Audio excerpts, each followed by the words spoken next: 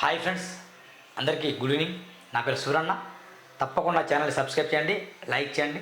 కొందరు కావాలని అదే పనిగా పెట్టుకొని రిపోర్ట్లు కొడతాను. ఆ రిపోర్ట్లు తగ్గాలి, నా ఛానల్ రీచ్ కావాలంటే తప్పకుండా లైక్ చేయండి. ఓకేనా? అనేకమైన స్కామ్లు ఉన్నాయి. ఈ ప్రభుత్వంలో స్కామ్లు ఉన్నాయి, ఆ ప్రభుత్వం స్కామ్ చేసింది.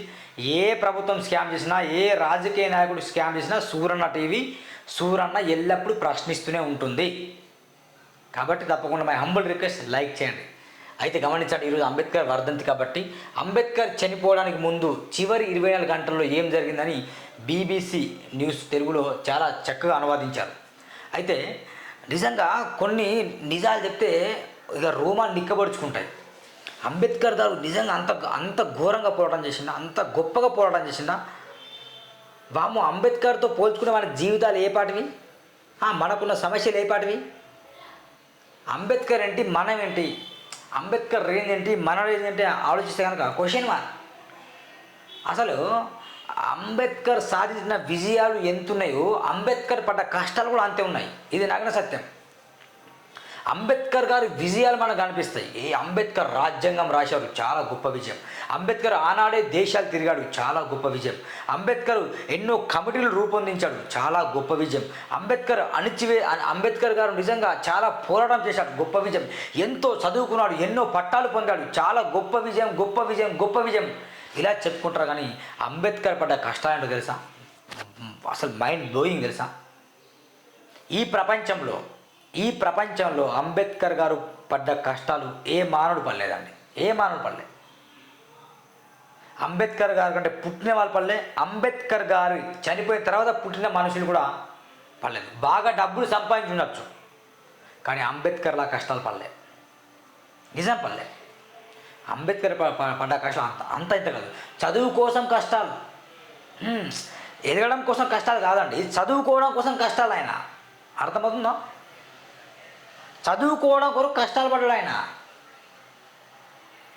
తన దాహం తీర్చుకోవడం కొరకు కష్టం పడ్డాడు. బుక్కడి అన్నం తినడం కొరకు కష్టపడ్డాడు. తన వ్యక్తిగతంగా ఈ విధంగా అయితే తన సమాజంలో జరుగుతున్న రుగ్మతలను చూసి ఎన్నోసార్లు ఏడ్చాడు.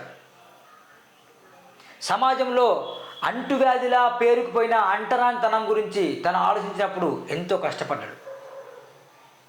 సమాజంలో పేదరికం పెరగడం కారణం ఏంటి, కుల నిర్మూలన, ఈ అన్ని విషయాలు తెలుసుకొని చాలా కష్టపడి రోధించాడు, ఏడిచాడు. అతి తక్కువ వయసులో చనిపోయాడు తను. అంత కష్టమా? ఎవరైనా ఇప్పుడు చదువుకోవడం కోసం కష్టపడతారా? ఒక 10,000, 20,000 రూపాయలు అయిపోయింది, జైన్ చేస్తారు, పిల్లల్ని హాయిగా ఇంట్లో కూర్చొని ఉంటారు తెలుసా. ఆటోలలో వెళ్తారు, ఆటోలలో వస్తారు. మోకాళ్ళతో బురదలో వెళ్ళి నడుచుకుంటూ చదువుకున్నాడు. అంటే అంబేద్కర్ గారు చేసిన అంబేద్కర్ సాధించిన విజయాలు కనిపిస్తాయి, కానీ అంబేద్కర్ చేసిన త్యాగం ఎవరు కనిపించాడు? కుటుంబాన్ని త్యాగం చేసుకున్నాడు, భార్య పిల్లల్ని వదులుకున్నాడు, కుటుంబాన్ని త్యాగం చేసుకున్నాడు. మరి చెప్తున్నా, చాలా తక్కువ మంది అరుదుగా పుడతారు ఇలాంటి వాళ్ళు. ప్రపంచంలో ఎక్కడో ఒకరు 1,00,000 మందిలో ఒకరు పుడతారు. ఆయన గొప్ప మహానీయుడు అంబేద్కర్. 1,00,000 మందిలో ఒకరు పుడతారు అలాంటి వాళ్ళు. అర్థమైందా? చదువుకోవడం కొరకు కష్టం, సమాజంలో ఉన్న రుగ్మతలు ఉండకూడదని దాని కొరకు కష్టం, కుల నిర్మూలన అసలు దాని కొరకు కష్టం. ఇలా వర్ణించుకుంటే పేజీలు చెప్పచ్చు. అయితే బాగా గమనించి, ఇది నేను చదివి వినిపిస్తా. అయితే ఇది వినిపించే ముందు ఒక విషయం నేను క్లియర్గా గమనిస్తున్నా. నిజంగా చాలా బాధ అనిపిస్తుంది, ఏడిపస్తుంది. ఏంటంటే అంబేద్కర్ గారు అందరి వాడు కాడు, కొందరి వాడని ముద్రేశారు చాలామంది. సేమ్ సిగ్గు అనిపిస్తుంది ఇలాంటి చెప్పడానికి నాకే. అంబేద్కర్ అందరి వాడు కాడు, అంబేద్కర్ కొందరి వాడే అంటాడు. ఎట్లా కొందరి వాడు, ఎట్లా అందరి వాడు అని నేను చెప్తా. నా దృష్టిలో అంబేద్కర్ అందరి వాడు, అంబేద్కర్ కేవలం ఎస్సీ వాళ్ళు వాడు. అర్థమైందా? మాదిలకు మాత్రమే సంబంధించిన వాడు అంబేద్కర్ కాడు. నా దృష్టిలో ఎస్సీ, ఎస్టీ, బీసీ, మైనారిటీ, అగ్రవర్ణాలు, పేదలు అందరికీ అంబేద్కర్ మహానీయుడే. ఎవరైనా తలదించాల్సి వస్తే తన ముందు తలదించవలసి మాట్లాడిసిందే. అంబేద్కర్ అంత గొప్పవాడు, ఘననీయుడు, గొప్పవాడు అని చెప్తున్నాను నేను. అయితే బాగా గమనించండి. కానీ గ్రామాల్లో ఎగ్జాంపుల్ ఏ అనే గ్రామం అనుకుందా, ఏ అనే గ్రామంలో ఎస్సీలు మాలలు ప్లస్ మాదిగలు తెలంగాణ ఆంధ్రప్రదేశ్ రాష్ట్రంలో పోల్చుకుంటే ప్రతి గ్రామంలో చూస్తే కనుక వీళ్ళు ఎక్కువ అంబేద్కర్ జయంతిని వర్ధంతిని జరుపుతారు. ఎవరు ఎస్సీలు అంటే ఎస్సీలోని ఉపకులాలు, మాలలు, మాదిగ సోదరులు వీళ్ళే ఎక్కువ జరుపుకుంటారు. అర్థమైందా? ఇక్కడ నేను బీసీలను నేను తిట్టట్లేదు, కానీ ఏముంటుందంటే ఇక చాలా తక్కువ మంది ఉంటారు. అంటే ఇందులో ఉన్న ఎడ్యుకేషన్ పర్సన్, చదువుకున్న మేధావులు, ఎవరైతే యూనివర్సిటీలో పీజీలు చేశారో, ఎక్కువ ఎవరైతే చదువుకున్నారో అలాంటి మిత్రులు, అంబేద్కర్ మాకు దేవుడే, అంబేద్కర్ మాకు చేసిండు, చాలా గొప్పగా చేసిండు అంబేద్కర్, చదువుకున్న ప్రతి వ్యక్తి తెలుసు అని వీళ్ళలో కొందరికి ఉంటుంది. కానీ ఎక్కువ మాత్రం ఎస్సీలు, ఎస్టీలు వీళ్ళు ఎక్కువ అంబేద్కర్ గారిని స్మరిస్తారు. ఎక్కువ ఎస్సీలే. అంటే గ్రామాల్లో వెళ్తే నేను ఆశ్చర్యపోతాండి. ఏమంటారు తెలుసా? అంబేద్కర్ జయంతి ఏం చేస్తాను మీరు ఈరోజు అంటే నువ్వు చేయవా? కొందరు అంటారు నీ ప్రశ్న, అంబేద్కర్ వర్ధంతిగా ఈరోజు ఏముంది ప్రోగ్రాం? వీళ్ళని అడుగుతారు, ఎస్సీ ప్రజలను అడుగుతారు, ఏం చేస్తాను మీ ఊర్లో ఏంది, చికెనా మటనా ప్రోగ్రాం కదా, ఏం చేస్తాను, జెండా లేదా, ర్యాలీ చేస్తాను లేదా అంటే నువ్వు చేయవు, కానీ వాళ్ళు చేయాలి. అండ్ నువ్వు ఎట్లా చిత్రీకరించావు అంబేద్కర్ని అంటే అంబేద్కర్ ఎస్సీలకు మాత్రం పరిమితం, మాకు కాదని. అట్లా ఉన్నాయి చాలా గ్రామాలలో. బీసీ వాడలలో అంబేద్కర్ విగ్రహం ఉందా? ఎన్ని ఉన్నాయి చెప్పండి? 1200 పైగా గ్రామాలు ఉన్నాయనుకున్నాం. 12,500 గ్రామాలు ఉన్నాయనుకున్నాం తెలంగాణలో. ఈ ఎన్ని గ్రామాలలో బీసీ వాడలలో ఎన్ని అంబేద్కర్ విగ్రహాలు ఉన్నాయి చెప్పండి? నేను బీసీ వాళ్ళని తప్పనట్లే, ఎస్సీ వాళ్ళు కూడా చాలా తప్పు ఉందండి. ఏదైనా అంబేద్కర్ జయంతి కావచ్చు, అంబేద్కర్ వర్ధంతి కానీ చేస్తే కనుక ఇక వీళ్ళే కలుపుకొని చేస్తారు. బీసీ వాళ్ళని కలపరు ఇక్కడ, నా బీసీ మిత్రుల్ని కలపరు, ఇక్కడ నా ఓసీ మిత్రుల్ని కలపరు, ఎవరిని కలపరు వీళ్ళు. అంబేద్కర్ మావాడు బాయ్, మేము ఘనంగా చేస్తాం బాయ్, మేము కొబ్బరికాయలు, మేము జెండా ఎగరేస్తాం అంటే బీసీలకు ఏం చేయలేదు అంబేద్కర్. ఎందుకు బీసీలను ఎందుకు ఇన్వైట్ చేయను? Why you are not inviting BC community peoples? అగ్రవర్ణాలలో ఉన్న పేదలను ఎందుకు ఇన్వాల్వ్మెంట్ చేయను? నీ వల్లే కదా అంబేద్కర్ ఎస్సీకి పరిమితం, ఎస్సీ కానీ మొత్తం అరే అంబేద్కర్ ఎస్సీలో వాడరమే అంటాను. అంబేద్కర్ అంటే ఎస్సీ వాడు అంటే అంబేద్కర్ కొందరి వాడే, అందరి వాడు కాదనే ఫీలింగ్ వెళ్ళిపోయింది. దీనికి కారణం ఎవరు? కొందరు ఎస్సీలు, వీళ్ళే.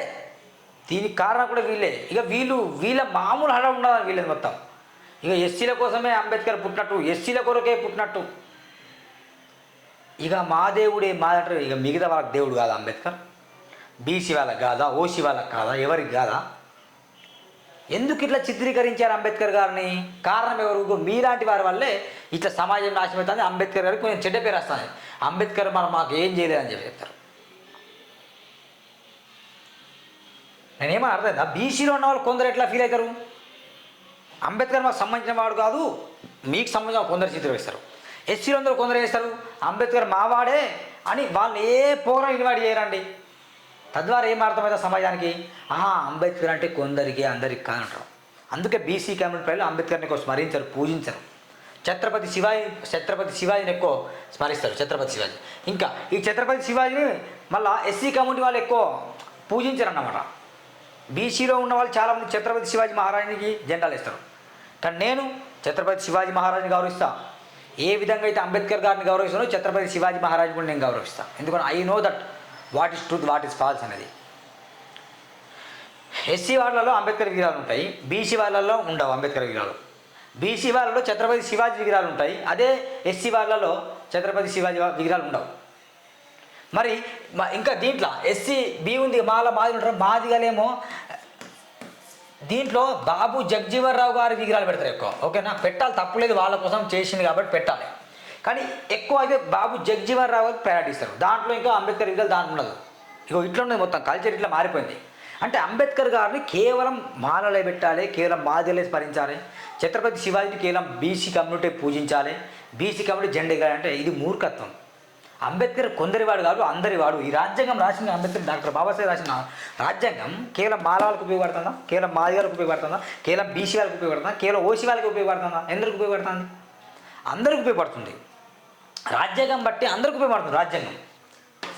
ఇది పండగని మించి వర్ధంతి అయినా జయంతి అయినా అంబేద్కర్ జననం ఎంత గొప్పదో మరణం కూడా అంతే గొప్పది.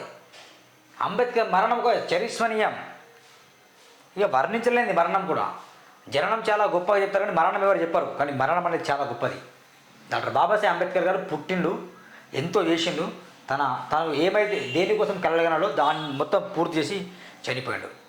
కానీ ఇప్పటికి కూడా అంబేద్కర్ గారిని కొన్ని వర్గాలకే పరిమితం చేసుకొని అనేక వర్గాలకు దూరం చేస్తాను. దానికి కారణాలు కూడా నేను చెప్పా. ఎవరో అర్థమైందిగా నేను చెప్తున్నాను. కేవలం ఎస్సీ వాడో, బీసీ వాడో, ఓసీ వాడో కాదు, అందరి వాడు అంబేద్కర్ అనొచ్చు. ఏం సూరన్న మరి అణగారిన వర్గాల కోసం పోరాటం చేసిందిగా, అణిచివేతకు గురైన వర్గాల కోసం పోరాటం చేసిన మీరు అనొచ్చు. అవును, ఎస్. అంబేద్కర్ ఉన్నప్పుడు కేవలం ఎస్సీలో ఉన్న వాళ్ళే, కేవలం బీసీలో ఉన్న వాళ్ళే, కేవలం ఓసీలో ఉన్న వాళ్ళే కాదండి, అన్ని వర్గాల్లో ఉన్న వాళ్ళకి కూడా చదువు చాలా దూరం అయ్యేది. ఎవరైతే అణిచివేత గురి కాబడ్డారో అప్పుడు వాళ్ళందరి కోసం కొట్లాడడం చేసి దాంట్లో ఎక్కువ ఎస్సీ ఎస్టీ ప్రజలు బీసీ వాళ్ళు ఉండే. అట్లా ఆయన ఫైట్ చేసింది కాబట్టి ఇక ఆయన అట్లా ముద్ర వేశారు. అది కాదు, అందరికీ అగ్రవర్ణాల్లో ఉన్న పేదలను సైతం ఏకం చేయడానికి అంబేద్కర్ గారు కృషి చేశారు. ఇది అంబేద్కర్ చేసిన గొప్ప పని. దీన్ని మనం అంటాం ఇక అంబేద్కర్ మావాడు కాదు, అంబేద్కర్ జెండా మేము ఎగరేయకూడదు, అంబేద్కర్ని మేము పూజించకూడదు, మేము ఛత్రపతిని పూజిస్తాం, లేదు మేము శివాజీనే పూజిస్తాము అని కొన్ని వర్గాలు, లేదు అంబేద్కర్నే పూజిస్తాం, మేము ఛత్రపతిని పూజించని కొన్ని వర్గాలు. ఇది కాదు, తప్పండి. అందరినీ స్మరించాలి. అందరిలో గొప్ప గొప్ప గ్రేట్ క్వాలిటీస్ ఉన్నాయి కదా, అందరినీ స్మరించాలి. అంబేద్కర్ జయంతిని, వర్ధంతిని, ఛత్రపతి శివాజీ మహారాజ్ జయంతి, ఇట్లా చెప్పి బాబు జగదీశ్ జయంతి, వర్ధంతి, ఇది అందరి జయంతి చేయ తప్పు లేదు. జయంతిలు పడితే ఒక ఎత్తు అయితే వాళ్ళ యొక్క ఆలోచనలు బాగా చేయాలి. ఇప్పుడు ఏమైందంటే అదే పని పట్టుకొని జయంతిలు చేస్తారు.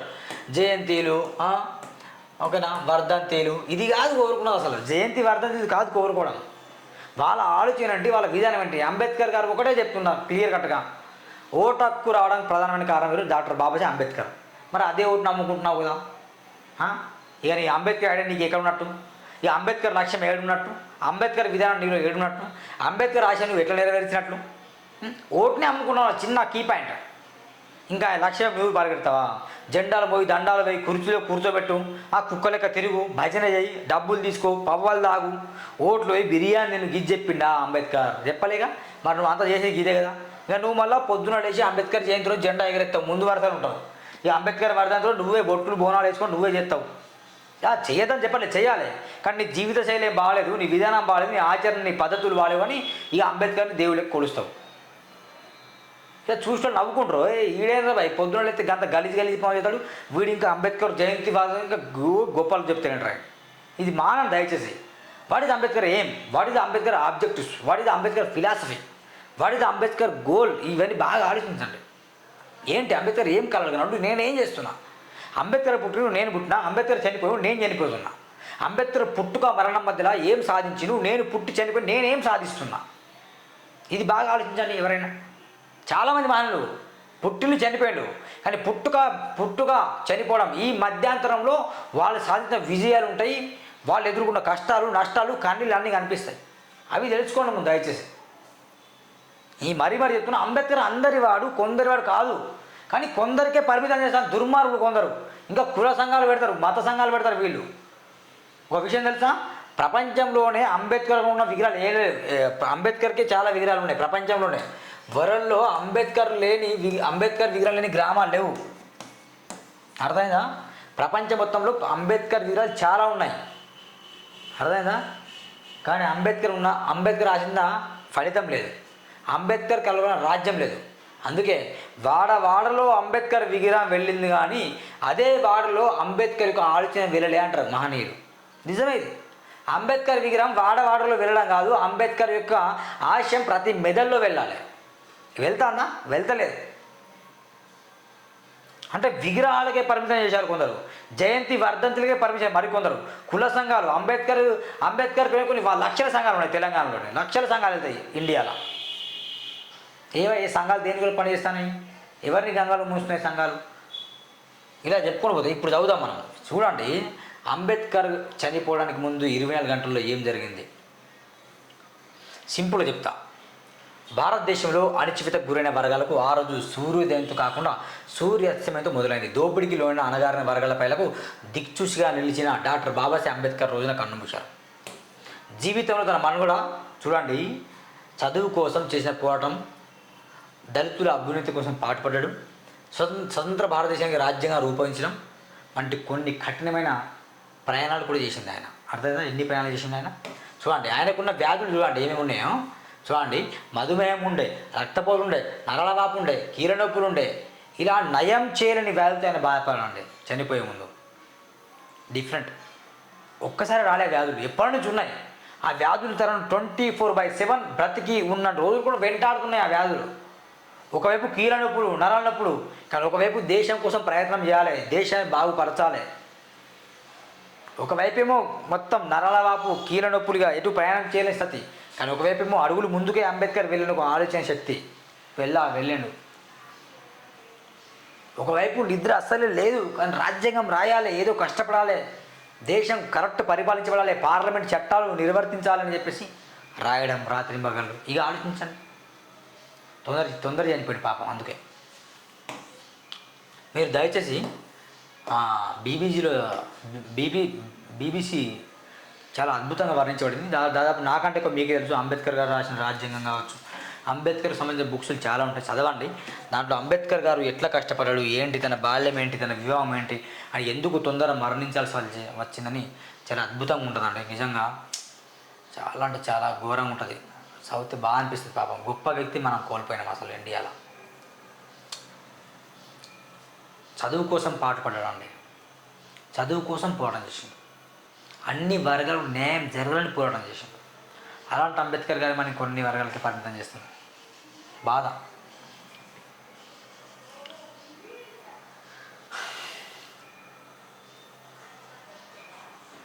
చివరకు ఆయన వ్యక్తిగత వైద్యుడు డాక్టర్ మాల్వంకర్ అంబేద్కర్ను పరీక్షించి రాయసభకు వెళ్ళొచ్చని చెప్పారు. దాంతో రాయసభకు వెళ్ళిన అంబేద్కర్ మధ్యాహ్నం తిరిగి ఇంటికి వచ్చారు. అదే ఆయన చివరి పార్లమెంట్కి వెళ్ళడం, లాస్ట్ అదే. రాయసభను తిరిగి వచ్చిన తర్వాత అంబేద్కర్ కాసేపు విశ్రాంతి తీసుకున్నారు. తర్వాత మధ్యాహ్నం అంబేద్కర్ భార్య సవిత ఆయనను నిద్రలేపి కాఫీ ఇచ్చారు. 26 అలీపూర్ రోడ్లోని తమ బంగ్లా ఆవరణలో అంబేద్కర్ సవితాలు కూర్చొని కాసేపు కబుర్లు చెప్పుకున్నారు. అదే సమయంలో నానక్ చంద్రతో అక్కడికి వచ్చారు. డిసెంబర్ 16న బొంబాయిలో మత మార్పు వేడుక జరగాల్సి ఉంది. నాగ్పూర్ తరహాలో బొంబాయిలోనూ మత మార్పిడి కార్యక్రమం జరగాలని అక్కడ నాయకులు కోరారు. ఆ కార్యక్రమానికి అంబేద్కర్ సవిత హాజరు కావాల్సి ఉంది. నానక్ చందు రత్తు ఎవరు? నానక్ చందు రత్తు పంజాబ్లోని హోషియార్పూర్ జిల్లా వ్యక్తి. ఉపాధి కోసం ఢిల్లీకి వచ్చిన నానక్ చంద్ అంబేద్కర్ను కలిశారు. ఆ తర్వాత అంబేద్కర్ను నీడలా ఆయన పనిచేశారు. అంబేద్కర్ నీడలా పనిచేసినట్టు ఆయన.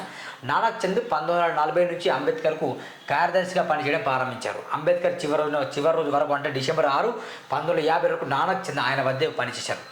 బాబాసాహెబ్ రచనలు టైప్ చేయడంలో నానక్ చంద్ సాయం చేసేవారు. తర్వాత అంబేద్కర్ జ్ఞాపకాలపై నానక్ చంద్ 2 పుస్తకాలు రాశారు. 1922 ఫిబ్రవరి 6 జన్మించిన నానక్ చంద్ 80 ఏళ్ల వయసులో 2002 సెప్టెంబర్ 15న చనిపోయారు. డిసెంబర్ 14న బొంబాయిలో జరిగే మత మార్పు కార్యక్రమానికి సంబంధించి టికెట్ల రిజర్వేషన్ గురించి నానక్ చంద్ అంబేద్కర్ ఆరాధించారు. అంబేద్కర్ ఆరోగ్య పరిస్థితిని దృష్టిలో ఉంచుకుని ఆయన విమానంలో ప్రయాణించాలని సవిత కోరాడు. దాంతో విమాన టికెట్లు ఏర్పాటు చేయమని నానక్ చంద్ను కోరాడు. తర్వాత చాలాసేపు అంబేద్కర్ చెబుతుండగా నానక్ చంద్ టైప్ చేశారు. ఆ రోజు అంటే డిసెంబర్ 4 రాత్రి 11:30 అంబేద్కర్ పడుకున్నారు. ఆలస్యం కావడంతో నానక్ చంద్ కూడా అంబేద్కర్ ఇంట్లోనే నిద్రపోయాడట. అంబేద్కర్ చివరి 24 గంటలు. డిసెంబర్ 5న అంబేద్కర్ ఉదయం 8:30 గంటలకు నిద్రలేచారు. ఆయన భార్య సవిత అంబేద్కర్ నిద్రలేపి టీ ఇచ్చారు. ఇద్దరు కలిసి టీ తాగారు. ఇంతలో ఆఫీసుకు బయలుదేరిన నానక్ చంద్ కూడా అక్కడికి వచ్చి వారితో పాటు టీ తాగి వెళ్ళిపోయారు. భార్య సవిత సాయంతో ఉదయం పూట కాలకృత్యాలను అంబేద్కర్ పూర్తి చేసుకున్నారు. టిఫిన్ చేయడానికి అంబేద్కర్ను డైనింగ్ టేబుల్ వద్దకు సవిత తీసుకొచ్చారు. అంబేద్కర్ సవిత డాక్టర్ మల్వాంకర్ ముగ్గురు కలిసి టిఫిన్ చేశారు. ఆ తర్వాత బంగ్లా వరండాలో కూర్చొని కాసేపు మాట్లాడుకున్నారు. అంబేద్కర్ వార్తాపత్రికలు చూసేవారు. ఆయనకు ఇవ్వాల్సిన మందులు ఇంజక్షన్లు ఇచ్చి సవిత వంట పనికి వెళ్ళారు. అంబేద్కర్ డాక్టర్ మల్వాంకర్ వారి మాటలు కొనసాగించారు. డాక్టర్ మాధవ్ మల్వాంకర్ బాంబేకు చెందిన ప్రముఖ ఫిజియోథెరపిస్ట్. ఆయనకు గిర్గావ్లో క్లినిక్ ఉంది. ఆయన అంబేద్కర్ సన్నిహితుడు, వ్యక్తిగత వైద్యుడు. మెడిసిన్ పూర్తి చేసిన తర్వాత జూనియర్ డాక్టర్గా మాల్వంకర్ వద్ద సవిత పనిచేశారు. అక్కడే ఆమె అంబేద్కర్కు తొలిసారి కలిశారు. దాదాపు 12:30 ప్రాంతంలో అంబేద్కర్ను ఆయన భార్య భోజనానికి పిలిచారు. అప్పుడు అంబేద్కర్ లైబ్రరీలో చదువుతూ రాసుకుంటూ ఉన్నారు. The Buddha of and is Dhamma is work of writing అనే పుస్తకాన్ని ముందు మాటను పూర్తి చేస్తున్నారు. సవిత భోజనం తీసుకురాగా తిని అంబేద్కర్ నిద్రపోయారు. ఢిల్లీలో ఉన్నప్పుడు సవిత అప్పుడప్పుడు బయటకు వెళ్ళి పుస్తకాలతో పాటు ఆహారం, పానీయాలు వంటివి కొంటూ ఉండేవారు. అంబేద్కర్ పార్లమెంట్కు వెళ్ళినప్పుడు లేదా నిద్రపోతున్నప్పుడు మాత్రమే ఆమె ఈ పనులు చేశారు. డిసెంబర్ 5న ఎప్పట్లాగే అంబేద్కర్ నిద్రిస్తున్న సమయంలో సవిత మార్కెట్కి వెళ్ళిపోయారు. డాక్టర్ మాల్వంకర్ అదే రోజు రాత్రి అంటే డిసెంబర్ 5న ముంబైకి విమానంలో వెళ్లాల్సి ఉంది. దీంతో ఆయన కొన్ని వస్తువులు కొనడానికి సవితతో కలిసి బయటకు వెళ్లారు. అంబేద్కర్ నిద్రపోతున్నదో ఆయనకు చెప్పకుండానే వారు వెళ్ళిపోయారు. మధ్యాహ్నం 2:30 గంటలకు మార్కెట్కు వెళ్ళిన సవిత డాక్టర్ మాల్వాంకర్ సాయంత్రం 5:30 గంటలకు తిరిగి వచ్చారు. ఆ సమయంలో అంబేద్కర్కు కోపం వచ్చింది పాపం. తన డాక్టర్ అంబేద్కర్ ఆత్మకథలో అంబేద్కర్ కోపం తెచ్చుకోవడంతో కొత్త విషయం కాదని తెలియజేశారు. రోజు ఉండే చోట తన పుస్తకం కనిపించకపోయినా, పెన్ను కనిపించకపోయినా సాహెబ్ కోపం వచ్చింది. చిన్న విషయమైన ఆయన ఇష్టానికి విరుద్ధంగా జరిగితే లేదా అనుకున్నట్టుగా జరగకపోతే కోపం వెంటనే వస్తుంది. ఆయన కోపం ఉరుములా ఉంటుంది, కానీ అది క్షణకాలం మాత్రమే. కావలసిన పుస్తకం, నోట్బుక్ లేదా కాగితం దొరికినప్పుడు మరుసటి క్షణంలోనే ఆయన కోపం మాయమైపోతుందని సవిత రాశారు. బజారు తిరిగి రాగానే సవిత నేరుగా అంబేద్కర్ గదికి వెళ్ళారు. మీకోసం ఎదురు చూస్తున్నానని అంబేద్కర్ ఆమెతో చెప్పారు. ఆయనకు నచ్చజెప్పి కాఫీ తీసుకోవడానికి ఆమె నేరుగా వంటగదికి వెళ్ళారు. రాత్రి 8 గంటలకు జైన పూజారులు, ప్రతినిధులు బృందం బాబాసాహెబ్ సమావేశమైంది. వారు బౌద్ధం, జైన మతం గురించి చర్చించారు. డిసెంబర్ 6న జరగనున్న జైన మత సమావేశంలో జైన, బౌద్ధ మతాల మధ్య ఐక్యత పెరిగేలా అంబేద్కర్ జైన సన్యాసులతో చర్చలు జరిపారని వారు కోరారు అని అంబేద్కర్ జీవిత చరిత్ర 12వ భాగంలో చంగ్దేవ్ ఖైర్ మోడే రాశారు. ఇంతలో డాక్టర్ మౌల్కర్ ముంబైకి బయలుదేరడానికి సిద్ధమయ్యారు. ముంబైకి బయలుదేరకు ఎక్కడ ఇది? అదే సమయంలో బాబాసాహెబ్ ప్రతినిధి బృందాలు చర్చల్లో మునిగిపోయారు. అంబేద్కర్ మాట్లాడకుండానే డాక్టర్ మల్వాంకర్ వెళ్ళిపోయారు అని చంగ్దేవ్ తన బాబాసాహెబ్ చరిత్రలో రాశారు. అయితే డాక్టర్ మల్వాంకర్ అంబేద్కర్ అనుమతి తీసుకొని విమానాశ్రయానికి బయలుదేరినట్టు సవిత అంబేద్కర్ తన పుస్తకంలో పేర్కొన్నారు. అనంతరం జైన ప్రతినిధుల బృందం కూడా వెళ్ళిపోయింది. మరుసటి రోజు డిసెంబర్ 6 సాయంత్రం నా సెక్రటరీ దగ్గర నా ఖాళీ సమయాన్ని తెలుసుకొని రండి, దాని మీద మనం చర్చ అని చెప్పారు. ఆ తర్వాత అంబేద్కర్ సన్నగా బుద్ధం శరణం గుచ్చమండి పాడడం మొదలుపెట్టారు. అంబేద్కర్ చివరిగా పాడుకున్న పాటలు బాబాసాహెబ్ సంతోషంలో ఉంటే బుద్ధ వందన, కబీర్ దీపదాలను పాడుకునేవారని సవిత అంబేద్కర్ రాసుకున్నారు. కాసేపటి తర్వాత రేడియోగ్రామ్లో బుద్ధ వందన ఆడియో ప్లేట్ పెట్టమని నానక్ చంద్ర అంబేద్కర్ చెప్పారు. తర్వాత అంబేద్కర్ కొద్దిగా భోజనం చేశారు. అంబేద్కర్ తిన్నాక సవిత భోజనం చేశారు. ఆమె తినే వరకు అంబేద్కర్ వేచి చూశారు. ఆ సమయంలో కబీర్ దహా చలో కబీర్ తేరా బవస్కర్ దేరా నువ్వు పాడారు. ఆ తర్వాత కొన్ని పుస్తకాలు తీసుకొని కర్ర సాయంతో బెడ్రూమ్కు అంబేద్కర్ వెళ్ళారు. వెళ్తూ నానక్ చంద్రకు తన పుస్తకం ది బుద్ధ అండ్ హిస్ దమ్మ ముందు మాట ప్రతిని ఎంఎస్ జోషి ఆచార్య ఆత్రే కోసం రాసిన ఉత్తరాల కాపీలను ఇచ్చి వాటిని టేబుల్పై పెట్టమని అడిగారు అంబేద్కర్. తన పని ముగించుకున్న నానక్ చంద్ తన ఇంటికి వెళ్ళారు. సవిత అంబేద్కర్ వంటగది శుభ్రించడం కలిసిపోయారు. సవిత అంబేద్కర్ తన ఆత్మకథలో రాసినట్టుగా అంబేద్కర్ అర్ధరాత్రి వరకు రాయడం అలవాటు. డిసెంబర్ 5వ తేదీ రాత్రి నానక్ చంద్ వెళ్ళిపోయిన తర్వాత Babasaheb the Buddha and his Dhamma అనే పుస్తకం ముందు సవరించారు. ఎంఎస్ జోషి ఆచార్య, ప్రహ్లాద్ కేశవ్ ఆత్రేతో పాటు బ్రహ్మి సర్కార్కు రాసిన లేఖలను సవరించారు అంబేద్కర్. ఆ రోజు బాబాసాహెబ్ 11:30 గంటలకు పడుకున్నారు. డిసెంబర్ 5 రాత్రి ఆయన జీవితంలో చివరి రాత్రి అని సవిత అంబేద్కర్ పుస్తకంలో రాశారు. సూర్యాస్తమయంతోనే ఉదయించిన డిసెంబర్ 6 ఉదయం 6 1956న సవిత అంబేద్కర్ ఎప్పట్లాగా నిద్రలేచారు. టీ సిద్ధం చేసిన తర్వాత ఆమె అంబేద్కర్ను లేపడానికి వెళ్ళారు. ఉదయం 7:30 అయింది. నేను గదిలోకి ప్రవేశించినప్పుడు సాహెబ్ ఒక పాదం దిండుపై ఉంచినట్టు చూశాను. సాహెబ్ను 2-3 సార్లు పిలిచాను, కానీ కదిలిక కనిపించలేదు. ఆయన గాఢంగా నిద్రపోతున్నానని అనుకున్నాను కాబట్టి ఆయనను కదిలించి లేపడం ప్రయత్నించాను. ఆ తర్వాత అని తన పుస్తకంలో రాసుకొచ్చారు సవిత అంబేద్కర్. అంటే ఆ తర్వాత పుస్తకం రాసింది. బాబాసాహెబ్ నిద్రలోని కన్ను మూశారు. సవిత అంబేద్కర్కు ఏం అర్థం కాలేదు. ఆమె ఏడతేకుండా ఏడడం ప్రారంభించింది. అప్పుడు బంగ్లాలో 2 వ్యక్తులు మాత్రం ఉన్నారు. ఆ బంగ్లాలో సవిత అంబేద్కర్ సహాయకుడు సుధామ సవిత అంబేద్కర్ కుప్పకూలిపోయారు. ఆమె ఏడుస్తూనే సుధామాని పిలిచారు. ఆ తర్వాత డాక్టర్ మాల్వాంకర్ సవిత అంబేద్కర్ ఫోన్ చేశారు. అంబేద్కర్కు కొరామైన్ ఇంజక్షన్ ఇవ్వమని ఆయన సలహా ఇచ్చారు. కానీ ఆయన చనిపోయి చాలా గంటలు గడిచాయి కాబట్టి ఇంజక్షన్ వేయలేకపోయారట. నానక్ చంద్ను తీసుకుని రావాలని సుధామను సవిత అంబేద్కర్ పంపారు. కారు వేసుకొని వెళ్ళి నానక్ చంద్ను సుధామ తీసుకొని వచ్చాడు. కొందరు అంబేద్కర్ శరీరానికి మసాజ్ చేయగా మరికొందరు కృత్రిమ మసాజ్ ఇవ్వడానికి ప్రయత్నించారు. కానీ అవేవి పనిచేయలేవు. డాక్టర్ అంబేద్కర్ అప్పటికే చనిపోయారు. ఆ తర్వాత అంబేద్కర్ చనిపోయారనే వార్తను అందరికీ చెప్పాలని తమ ముగ్గురు కలిసి నిర్ణయించుకున్నారని సవిత అంబేద్కర్ రాశారు. ప్రముఖులు, ప్రభుత్వ శాఖలు, పీటీఐ, యుఎన్ఐ, ఆకాశవాణి వంటి వాటికి నానక్ చంద్ ఫోన్ చేసి ఈ విషయం చెప్పారు. అంబేద్కర్ మరణ వార్త దవానంలా దేశమంతా వ్యాప్తింది. ఆ వేదు దేశమంతా కనిపించింది. చాలా అంటే చాలా బాధ. చదువుకుంటూ బుక్కులు నడుచుకుంటూ కర్ర సాయంతో పుస్తకాలు పట్టుకొని కళ్ళల్లో ఏడుపు వస్తుంది ప్రామిస్. కర్ర పట్టుకొని నడుచుకుంటూ పుస్తకాలు పట్టుకొని బెడ్రూమ్లో అర్ధరాత్రి వరకు చదువుకుంటూ కళ్ళు పోయాడు. ఇలాంటి మరణం ఎవరైనా వచ్చింది? ఇంత చాలా ఏడిపిస్తారు. ఎంత గొప్పవాడు అంబేద్కర్ వర్ధంతి అంటే జెండాలు దండాలు ఎగిరేడాలు బొట్టు పెట్టుకు ఇది కాదు, ఇంకేదో ఉంది. అంబేద్కర్ని స్మరిద్దాం, అంబేద్కర్ ఆశయాన్ని కొనసాగిద్దాం, అంబేద్కర్ దేనికోసం కలలు కలడు ఆ కళని మనం నెరవేర్చుదాం. కుల మతాలు అవేమి కాకుండా అందరిని గౌరవించుకుని ముందుకెళ్దాం. ఓటును అమ్ముకోకుండా ప్రజాస్వామ్యాన్ని బతికిద్దాం. చట్టసభల్లో యువకుల్ని పంపిద్దాం. ఇది అంబేద్కర్ కళల కన్నా రాజ్యం. పేదవారు ఉండకూడదు, అణచివేత ఉండకూడదు. కానీ కొందరు చెప్పా ముందే, అంబేద్కర్ మావాడని కొందరు, లేదు మావాడే అని కొందరు ఇట్లా చేశారండి. చెప్పండి కాస్త